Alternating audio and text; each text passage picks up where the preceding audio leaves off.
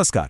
आज के इस एक्सप्लेनर में हम कर्ज या उधार को लेकर जो मन में डर बैठा होता है ना, उसे बिल्कुल जड़ से खत्म करने वाले हैं। मतलब कर्ज के इर्द गिर्द जो भी मिथक हैं, आज उनकी पूरी तरह से सच्चाई सामने आ जाएगी। देखिए, बचपन से ही हमें अक्सर एक बात रटाई जाती है, सभी तरह के कर्ज बुरे होते हैं, है ना? समाज में उधार को लेकर एक अजीब सा खौफ है।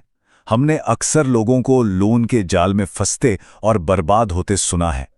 इसलिए कर्ज शब्द सुनते ही कई बार पसीने छूटने लगते हैं।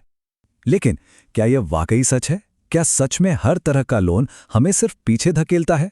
या फिर इस पूरी कहानी का कोई ऐसा पहलू भी है, कोई ऐसा विज्ञान है जिसे समझना हमारी आर्थिक सफलता के लिए एक गेम चेंजर साबित हो सकता है? आज हम इसी धारणा को चुनौती देने वाले हैं। तो आज के इस चर्चा का रोड मैप बिल्कुल क्लियर है। सबसे पहले हम समझेंगे कि कर्ज आखिर है क्या, फिर अच्छे और बुरे कर्ज का अंतर देखेंगे, कुछ रियल लाइफ केस स्टडीज पर बात करेंगे, ब्याज के स्मार्ट नियमों को डिकोड करेंगे और अंत में देखेंगे कि कैसे एआई आज लेंडिंग की दुनिया को बदल रहा है। चलिए सेक्शन 1 से शुरू करते हैं। कर्ज क्या है? किसी भी टॉपिक की गहराई में जाने से पहले उसके बेसिक्स का क्लियर होना बहुत जरूरी है। अगर बिल्कुल सीधे शब्दों में कहें तो कर्ज वो पैसा है जो आज उधार लिया जाता है, इस वादे के साथ कि भविष्य में उसे चुकाया जाएगा, आमतौर पर ब्याज के साथ। अब यहाँ मजे की बात समझिए, कर्ज अपने आप में ना तो अच्छा है और ना ही बुरा, ये बिल्कुल न्यूट्रल है। असली सवाल हमेशा ये होता है कि वो पैसा आखिर उधार लिया क्यों जा रहा है। और यहीं से हम अपने दूसरे सेक्शन पर आते हैं, अच्छा कर्ज बनाम बुरा कर्ज। चलिए देखते हैं कि कैसे उधार लिया गया पैसा सफलता की सीढ़ी भी बन सकता है और पतन का कारण भी। मान लीजिए 2 लोग हैं, दोनों ने बैंक से पैसा उधार लिया। पहले इंसान ने वो पैसा अपनी हायर एजुकेशन, स्किल डेवलपमेंट या बिजनेस बढ़ाने में लगाया। वहीं दूसरे इंसान ने अपने क्रेडिट कार्ड को स्वाइप करके महंगे कपड़े खरीदे, लग्जरी लाइफस्टाइल जी और बेहिसाब खर्च किया। शुरुआत दोनों की एक जैसी थी, दोनों ने उधार लिया, लेकिन उनका भविष्य वो यहां से बिल्कुल अलग रास्तों पर जाने वाला है। अब जो पहले व्यक्ति ने किया उसे हम गुड डेट यानी अच्छा कर्ज कहते हैं। ये वो कर्ज है जो भविष्य की आर्थिक स्थिति को मजबूत करता है। एजुकेशन लोन या बिजनेस लोन दरअसल अपने खुद के भविष्य में किया गया एक निवेश है।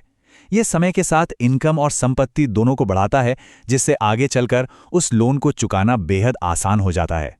इसके ठीक उलट होता है बैड डेट यानी बुरा कर्ज।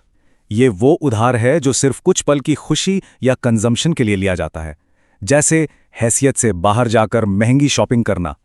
इन चीजों की वैल्यू समय के साथ बहुत तेजी से गिरती है और नतीजा सिर पर एक ऐसा भारी बोझ आ जाता है जो कोई कमाई तो नहीं दे रहा, बस एक गहरे वित्तीय संकट में धकेल रहा है। थ्योरी तो बहुत हो गई, अब आते हैं सेक्शन 3 पर, रियल लाइफ के स्टडीज। असल जिंदगी में ये चीजें कैसे काम करती हैं, ये देखना हमेशा बड़ा दिलचस्प होता है। चलिए नेहा और राहुल का ही उदाहरण लेते हैं। नेहा ने अपने एमबीए के लिए एजुकेशन लोन लिया। ये उसका एक बेहतरीन इन्वेस्टमेंट साबित हुआ, क्योंकि डिग्री के बाद उसे बहुत अच्छी सैलरी वाली जॉब मिली और करियर ग्राफ तेजी से ऊपर गया। वहीं राहुल ने लग्जरी आइटम्स खरीदने के लिए एक के बाद एक कई क्रेडिट कार्ड्स का इस्तेमाल किया। इनकम तो बढ़ी नहीं, लेकिन वो तेजी से बढ़ते कंपाउंड इंटरेस्ट और भयानक स्ट्रेस के जाल में बुरी तरह फंसता चला गया। तो इस कहानी से सबसे बड़ी सीख क्या मिलती है? सीख ये है कि असली फर्क उधार लेने में नहीं था, फर्क था उस पैसे के उद्देश्य और वित्तीय अनुशासन में। क्या वो पैसा चुपचाप नई संपत्ति बना रहा है या सिर्फ और सिर्फ आर्थिक बोझ बढ़ा रहा है? यही वो बारीक लाइन है जो हमें समझनी है। अब सवाल है कि इन गलतियों से बचा कैसे जाए। इसीलिए अब हम सेक्शन 4 पर चलते हैं, ब्याज और स्मार्ट नियम। अगर इस फाइनेंशियल गेम के नियम नहीं पता तो हार पक्की है। जरा इस चार्ट को देखिए, ये सच में रोंगटे खड़े कर देने वाला है। हाई इंटरेस्ट वाले क्रेडिट कार्ड का थोड़ा सा भी अनपेड बैलेंस कभी भी स्थिर नहीं रहता, वो खुद पर नया ब्याज जोड़ता जाता है। पहले साल का वो छोटा सा अमाउंट तीसरे और 5वें साल तक आते आते एक ऐसा विशाल पहाड़ बन जाता है जिससे पार करना नामुमकिन सा लगने लगता है। ये कंपाउंडिंग की वो ताकत है जो आपके खिलाफ काम कर रही है। अगर ऐसा कुछ भी हो रहा है, जैसे क्रेडिट कार्ड का सिर्फ मिनिमम ड्यू जा रहा है, पुराने लोन चुकाने के लिए नया लोन लिया जा रहा है, कई पर्सनल लोन चल रहे हैं या इमरजेंसी सेविंग्स बिल्कुल जीरो हो चुकी हैं, तो समझ जाइए कि खतरे की घंटी बज चुकी है। ये बहुत बड़े रेड फ्लैग्स हैं कि कर्ज बेहद अनहेल्दी हो चुका है। लेकिन फिक्र की बात नहीं है, इससे बचने के सॉलिड तरीके मौजूद हैं। स्मार्ट लोग हमेशा एक क्रमिक चेकलिस्ट फॉलो करते हैं। पहला, सिर्फ और सिर्फ उत्पादक चीजों के लिए उधार लें। दूसरा, सिर्फ ईएमआई नहीं बल्कि उस लोन की टोटल ब्याज लागत को समझें।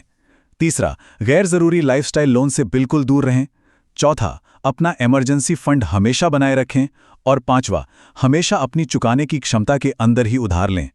और हाँ, एक बात और, कभी-कभी अच्छा कर्ज भी खतरनाक हो सकता है। मतलब अगर हैसियत से बहुत बड़ा होम लोन ले लिया जाए या अचानक इनकम आनी बंद हो जाए और कोई बैकअप प्लान ना हो, तो वो अच्छा कर्ज भी रातों रात नींद उड़ा सकता है। बिना प्लानिंग के लिया गया कोई भी लोन एक बहुत बड़ा रिस्क है। चलिए अब अपने आखिरी सेक्शन की तरफ बढ़ते हैं, एआई और आधुनिक लेंडिंग। दुनिया बहुत तेजी से बदल रही है और तकनीक के आने से उधार लेने और देने का पूरा तरीका ही पलट चुका है। आजकल फिनटेक और आर्टिफिशियल इंटेलिजेंस बहुत गहराई से काम कर रहे हैं। ये सिस्टम्स डिजिटल ट्रांजैक्शंस, खर्च करने के तरीके और व्यवहार को एनालाइज करके पहले ही बता देते हैं कि लोन चुकाया जा पाएगा या नहीं। इससे फ्रॉड तो कम हुए ही हैं, साथ ही लोन भी मिनटों में अप्रूव होने लगे हैं।